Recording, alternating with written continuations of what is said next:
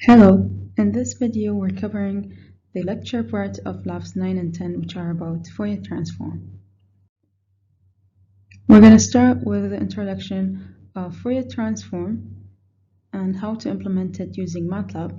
We're going to start with the continuous time Fourier transform and its inverse, and then we're going to move on to the discrete time Fourier transform and its inverse and how to implement them in MATLAB. Finally, we're going to move on to one applications to Fourier transform, which is filters. So basically, Fourier transform is a function that transforms a signal from time domain to frequency domain. For example, here we have a voltage signal as a function of time, whose amplitude is 5 volts and its frequency is 3 Hz. If we take the Fourier transform of that signal, that will result in a plot as a function of frequency, so that it will look like a peak at frequency equals to 3 Hz, since the input signal has a frequency of 3 Hz, and you'll have a zero everywhere else. This is another example that illustrates the concept of Fourier transform. Here we have a signal that consists of a summation of 3 different sinusoidal signals plotted in time domain. If you take the Fourier transform of the signal, you're going to end up with 3 peaks. Each peak is located at a frequency that corresponds to one of the signal's frequencies of the original input signal. You notice these 3 peaks. They each should be located at a frequency that represents one of these 3 signals.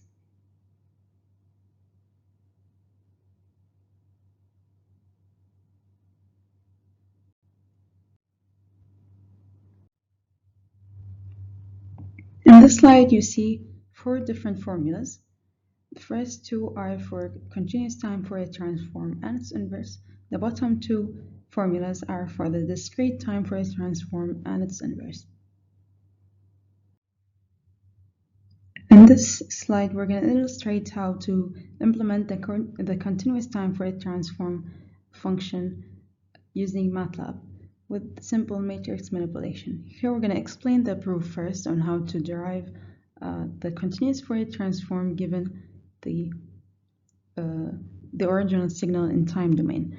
We're going to assume 4 different variables: t, which is the time domain signal, and then x, which is the signal that is a function of t. So we'll notice that x is a function of t, and then omega is the array that includes the frequencies. Finally, we have big X of omega. So big X is the array that saves or that stores in the continuous Fourier transform. So big X is a function of omega actually. And our goal is to implement a function that transforms x of t, small x of t. So this is the function, continuous time Fourier transform, that transforms small x of t into big X of omega. The first step is to take the transpose of t.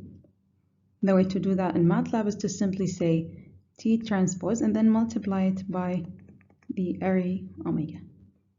This will result in a matrix of size equals to the length of t times the length of omega.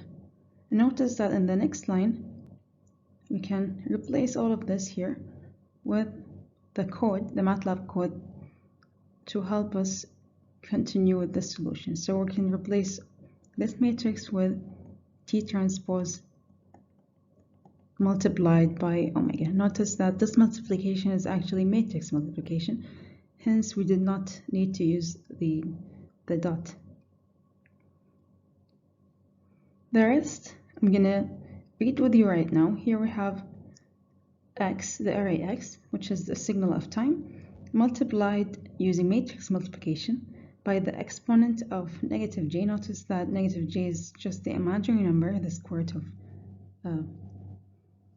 -1. So it's negative j, and this is actually a MATLAB built-in variable. We can actually use it and type it as it is, and then multiplied by the transpose of t by omega.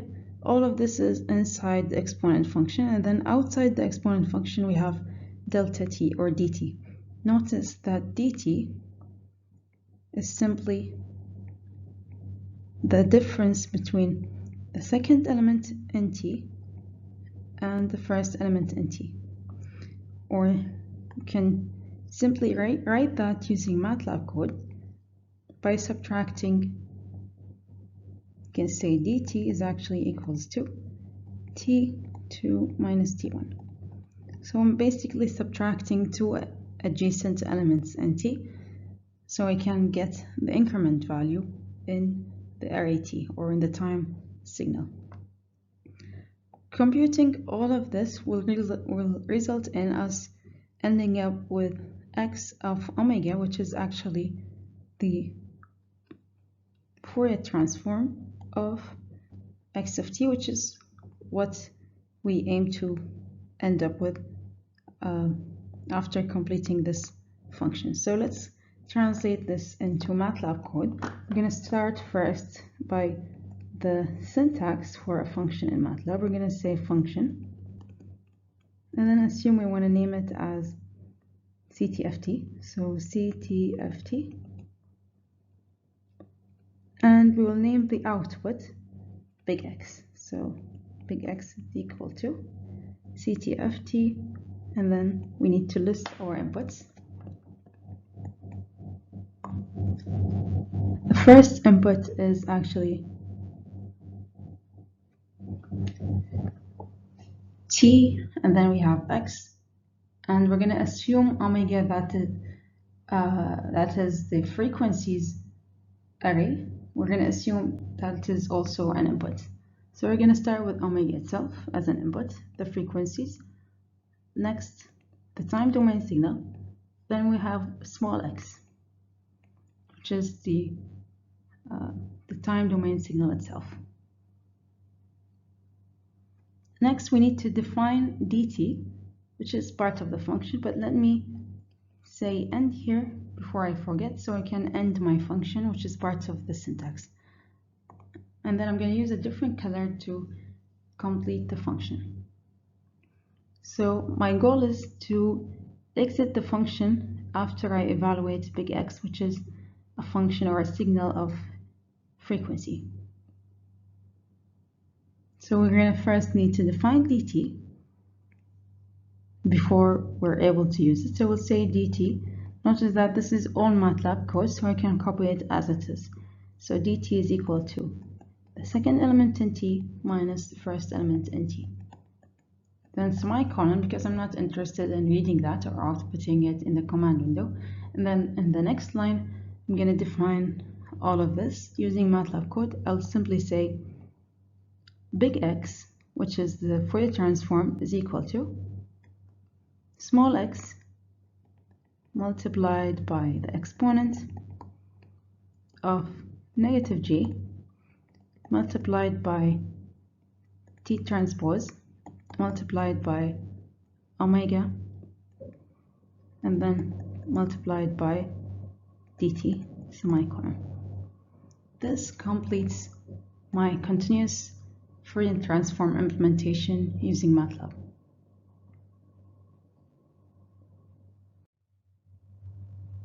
In here, we're going to attempt to implement a function that reverses what we've done in the previous slide. And this function is going to be named ICTFT, which is the inverse of the continuous Fourier transform. Similarly, we have four arrays, t and then x of t. We have omega and big X, which is a function of omega. We can similarly or apply the same method to evaluate the inverse continuous Fourier transform, except that notice in most cases, wherever you see omega, we're going to replace it with t, or wherever you see t, we're going to swap it with omega, and so on. But there is some slight difference. So observe that here we have, for example, omega transpose times t. So we're going to write this in MATLAB as omega transpose times t, or multiplied by t. and it will result in this matrix. So we can simply swap all of this big matrix with omega transpose times t. And then we can leave J as it is. But here what we'll need to do is multiply by d omega, and we know that d omega is simply the second element in omega minus the first element in omega, or any two adjacent elements in omega.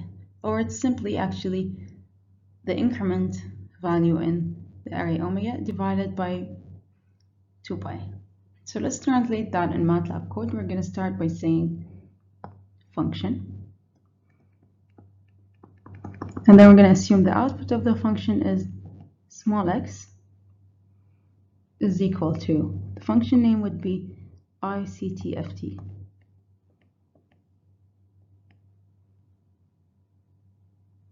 And then the inputs are going to be lowercase omega, t, and then uppercase x, because the input to this function is in frequency domain, and our aim is to return it back in time domain, which is the lowercase x.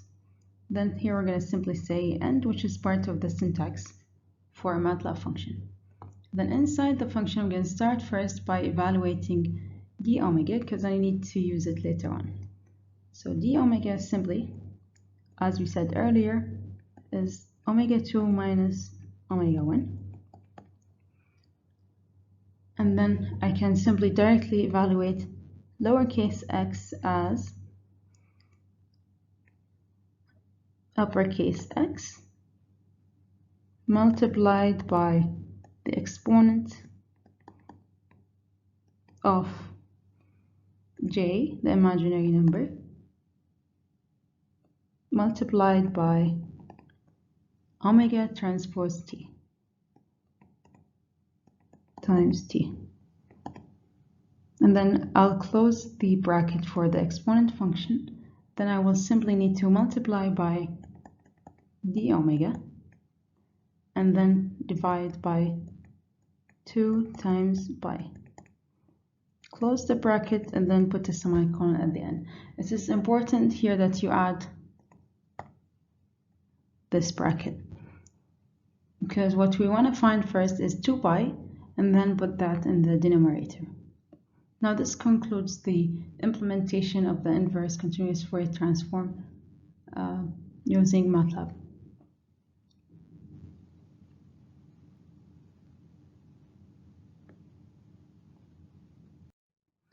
When you successfully are able to complete Lab 9, you should be able to see a figure that includes 9 different lots, the original signal in time domain, and then its continuous Fourier transform, and then the output of the inverse continuous Fourier transform, which should look almost exactly the same as the original input in time domain. You might have to do different tests or a test on different functions depending on what's required in the lab sheet. In here, for example, I have tested the unit step function, which is ut, and then its Fourier transform, and then the inverse of the Fourier transform should give me back the original signal in time domain. Notice that originally, or x of t is a function of t. When I took the Fourier transform of it, now the x-axis has become a unit of frequency, rad per second. And then when I apply the inverse continuous Fourier transform function of this signal, I end up getting the original signal in time domain back. So now the x-axis is time again. Here, for example, in the last case, my input signal, or x of t, is equal to 1. That means at any given time, x is equal to 1. So when I apply the continuous Fourier transform to the signal, this is what I'm going to end up with. Notice that the x-axis was originally time, in time domain, Then when I plot the magnitude of the continuous Fourier transform, the x-axis becomes in frequency. Then when I plot the inverse of the function, I get the signal back in time domain, which is x of t.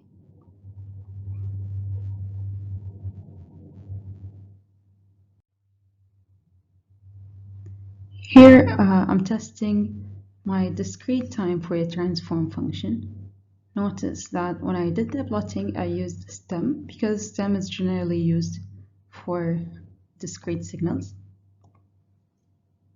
So you will use stem the same way you use plot, except the plots will be plotted using stems rather than a continuous line. Notice that the original signal is a discrete signal. That's why I used stem for it. But when I applied the continuous Fourier transform of the signal, or the discrete Fourier transform, you're going to end up with continuous signal, because Fourier transform is a continuous function. However, when you take the inverse, again, you're going to need to plot using stem.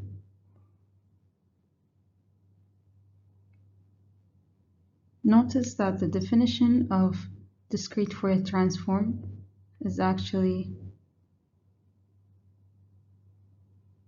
indicating here that the Fourier transform of a discrete signal is actually continuous. So even though the input to the function is discrete, the Fourier transform is actually a continuous signal. Hence, when you apply the inverse discrete Fourier transform on this signal, you're going to end up with the discrete signal as an output.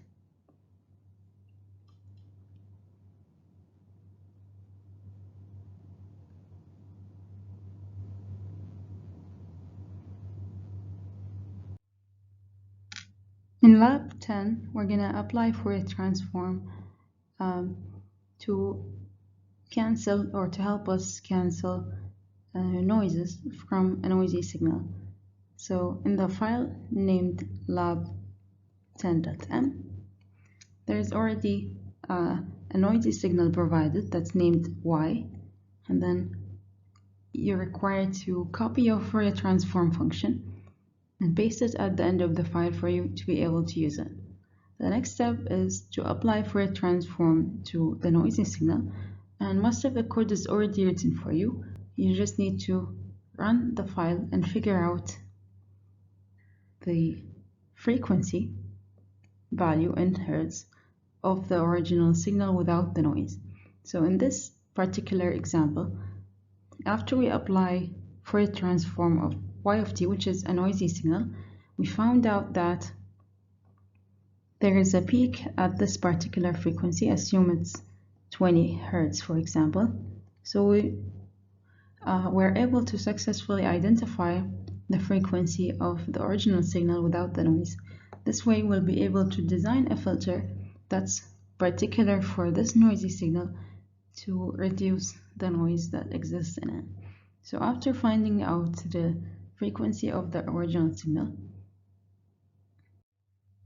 we're going to design that suitable frequency.